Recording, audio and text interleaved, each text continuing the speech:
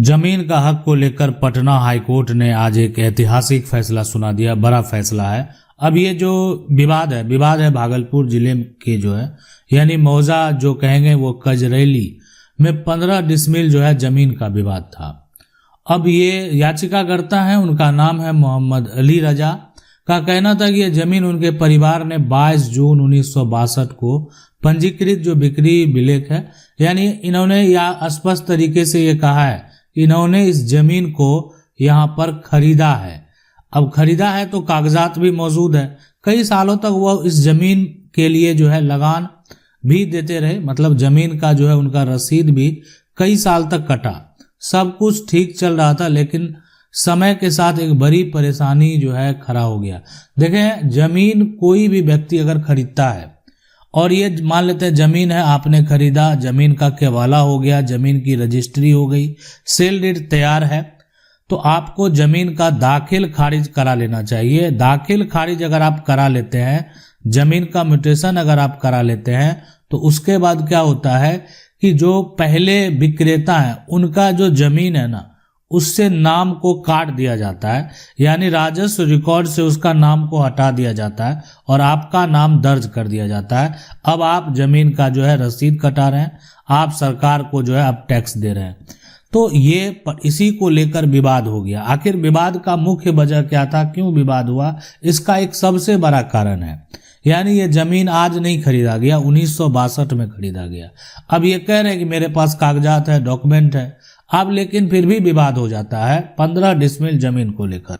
और विवाद का मुख्य वजह जो देखा जाए यहाँ पर 1976 का जो रिविजनल सर्वे है ना, यानी बिहार अगर राज्य की बात करें तो बिहार में जो है 1976 के समय जो रिविजनल सर्वे हुआ, सरकार के द्वारा जो है एक नया खतियान बनाकर जमीन मालिकों को दिया गया। रिविजनल सर्वे में ये जमीन सरकारी रिकॉर्ड में अनाबाद सर्वसाधारण यानी सरकारी जो है सार्वजनिक भूमि दर्ज हो गई। अब बताएं कि किसी के पास जमीन का केवाला है और लेकिन भूमि जमीन का जो सर्वे होता है, सर्वे में वो जमीन बिहार सरकार बन गया, यानी अनाबाद सर्वसाधारण, यानी ये सरकारी भूमि है, ये सरकारी जमीन इनका जमीन बन गया। याचिकाकर्ता का कहना था कि यह गलत सर्वे एंट्री है और असली मालिक हम हैं। असली मालिक जिसके पास तो वही होगा जिसके पास जमीन का कागजात होगा। लेकिन जमीन पर धीरे धीरे यहाँ पर जो है ये जो फिराजा खातून है ना और अन्य लोग रहने लगे, निर्माण करने लगे और खुद को कब्जाधारी जो है वो बताने लगे। देख सकते हैं किस प्रकार जो है यहाँ पर जो घर का निर्माण है वो यहाँ पर शुरू हो चुका है। लेकिन सबसे पहला जो मुकदमा 2004 में, यानी 2004 में सबसे पहला मुकदमा जो है वो दर्ज किया गया। यानी अब ये मामला जो है ना पूरी तरीके से कानूनी मोड़ जिसको बोलते हैं वो ले चुका था।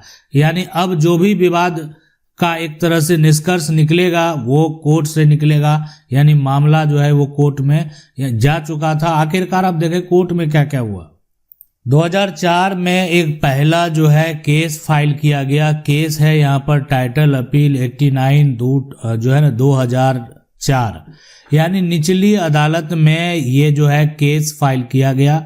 अब देखें इसमें आखिरकार जो प्रतिवादी है के पक्ष में पहले ही एक मुकदमा चल रहा था। इस अपील में अदालत ने माना कि प्रतिवादी लंबे समय से जमीन पर काबिज है, यानी जो प्रतिवादी जिस पर आरोप लगाया जा रहा है वो आज से नहीं, लंबे समय से जमीन पर उनका कब्जा बरकरार है। उनका कब्जा निरंतर और खुला रहा है और वो एडवर्स पोजेशन जो है, यानी जिसको प्रतिकूल कब्जा बोलते हैं, के आधार पर सफल रहे हैं। यानी एडवर्स पोजेशन एक ऐसा कानून है कि आपकी कोई जमीन है, अगर उस जमीन पर 12 साल से कोई शांतिपूर्ण तरीके से बिना कोई विरोध के आपने उसके ऊपर, जमीन मालिक ने उसके ऊपर कभी किसी प्रकार का कोई भी कानूनी प्रक्रिया भी नहीं किया और किसी प्रकार का कोई रोक टोक नहीं है, लगातार 12 साल तक वो कब्जे में है, तो एडवर्स पोजेशन के आधार पर वो व्यक्ति आपकी जमीन, जो कि आपकी जमीन पर वो कब्जा किए हुए है, उसका मालिकाना हक पा सकता है। तो ये है एडवर्स पोजेशन कानून। ये फैसला अंतिम रूप से लागू हो गया। याचिकाकर्ताओं ने इसे कभी उच्च अदालत में चुनौती नहीं दी। यही बात आगे चलकर पूरे केस का सबसे कमजोर जो है ना कड़ी बन गया।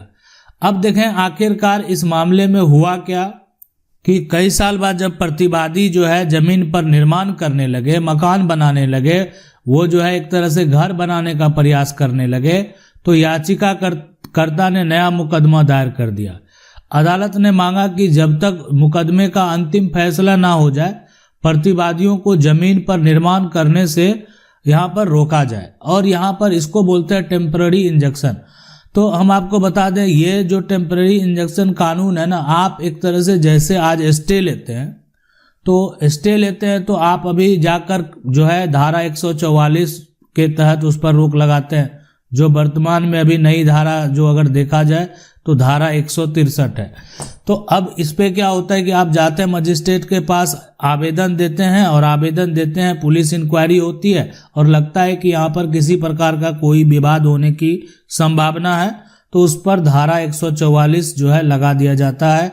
और जब तक अब उसका एक तरह से कोई निष्कर्ष नहीं निकलेगा तब तक जो है वो प्रक्रिया में रहता है, और फिर जो है आगे जो भी आदेश होगा उसके अनुसार लोग कार्य करते हैं। यहीं पर जो टेम्पररी इंजंक्शन है, कोर्ट के द्वारा ये जो है मामला अगर आपका सिविल कोर्ट में है तो सिविल कोर्ट में कोर्ट के द्वारा जो है इस पर स्टे लगा दिया गया। देखें, जब तक कोई अंतिम फैसला नहीं हो जाए, जब तक कोर्ट का कोई निष्कर्ष नहीं आ जाए, कोई आदेश नहीं आ जाए, तब तक ये निर्माण नहीं कर सकते हैं, इनको रोका जाए किसी तरीके से।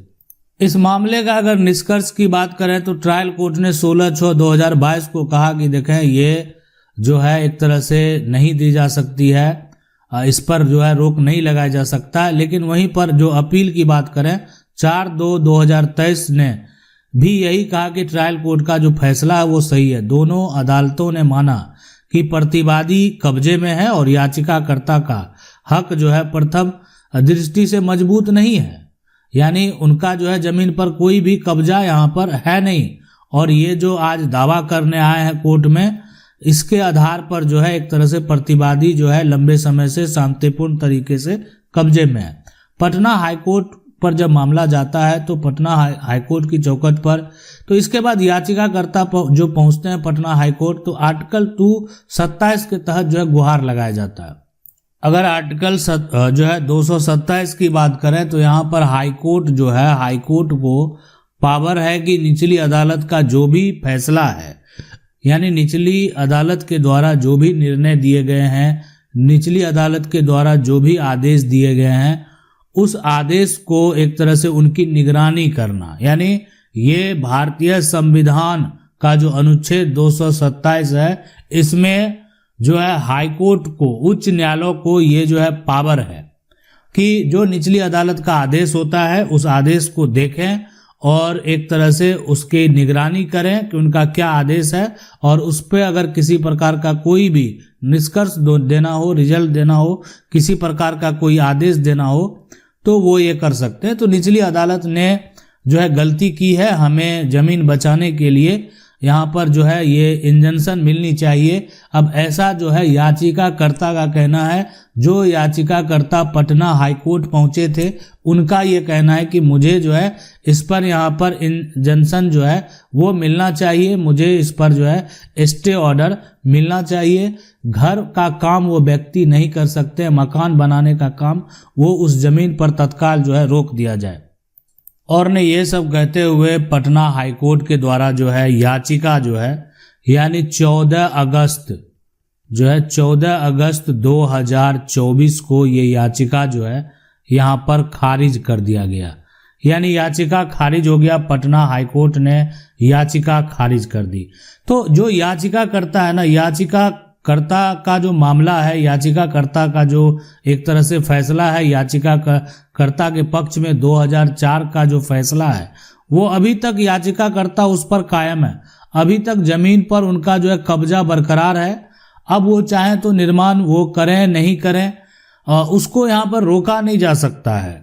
अब है कि बड़ा सवाल ये उठता है कि क्या जो एक तरह से प्रतिवादी हैं या जो याचिका करता है, जो वादी हैं, अगर उनके पक्ष में कोर्ट का कभी भी निर्णय आता है, देखें कभी भी अब उनके पक्ष, जमीन का जो असली मालिक है उसके पक्ष में उनका जो मामला कोर्ट में लंबित है, उनका जो एक तरह से विवाद चल रहा है, तो उनके पक्ष में जिस दिन फैसला आएगा, अब या जो यहाँ पर एक तरह से प्रतिवादी है जो जमीन को कब्जे में लिए हुए है, तो उसको तो किसी भी हालत में खाली करना पड़ सकता है अगर कोर्ट का आदेश भविष्य में जो है वादी के पक्ष में आ गया तो यहाँ पर जो कोर्ट का निर्णय हुआ, अंतिम निर्णय यही हुआ 14 अगस्त 2024 को कि ये जो अपील है इसको खारिज कर दिया गया, इस पर किसी प्रकार का कोई स्टे नहीं दिया गया।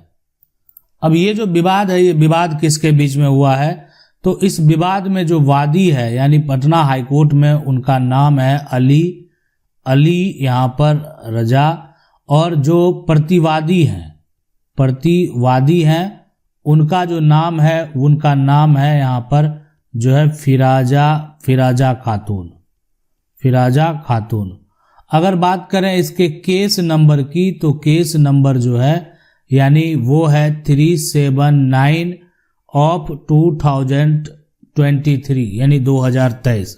लेकिन ये जो जजमेंट है, ये जो फैसला है, इस फैसले में, इस जजमेंट में हाई कोर्ट देखें साफ हाई कोर्ट के द्वारा जो है ये कह दिया गया कि कब्जा तो जारी रहेगा। पटना हाई कोर्ट का ये आदेश आ गया कि देखें जो भी पुराना एक तरह से फैसला है, अब किसी के पक्ष में पुराना अगर आदेश आ गया, पुराना अगर कोई फैसला है और उस जजमेंट के हिसाब से वो कायम है, उस समय आपने कोई ऑब्जेक्शन नहीं किया, और कुछ समय बाद जो है कोर्ट से आप जाएंगे और वहां पर जो है वो अस्थाई जो है रोक की मांग करेंगे, जिसको आप टेम्पररी इंजंक्शन बोलते हैं, तो अस्थाई यहाँ पर रोक जो है वो नहीं मांगी जा सकती। आप पहले पुराना जो फैसला है उसको नज़रअंदाज कर दिए और फिर आप जो है अभी वर्तमान में वो अस्थाई यहाँ पर रोक की मांग कर रहे हैं, तो ये संभव नहीं है।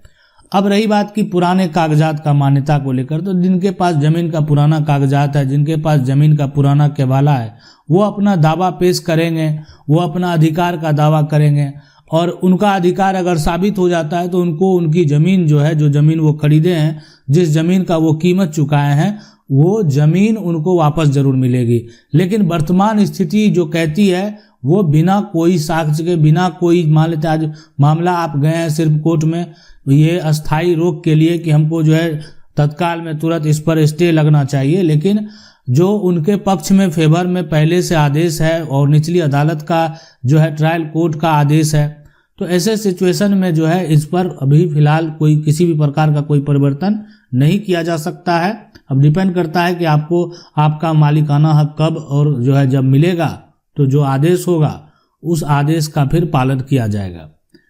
अब ये जजमेंट है, इस जजमेंट को पूरा पढ़ने के लिए आप डिस्क्रिप्शन में जाकर पूरा इन्फॉर्मेशन जो है चेक कर सकते हैं। आशा करते हैं वीडियो अच्छा लगा होगा। वीडियो को लाइक जरूर कर दें। चैनल को पहली बार देख रहे हैं, सब्सक्राइब करके जो बेल आइकन है उसको जरूर दबा लें। मिलते हैं अगले वीडियो में, तब तक के लिए जय हिंद।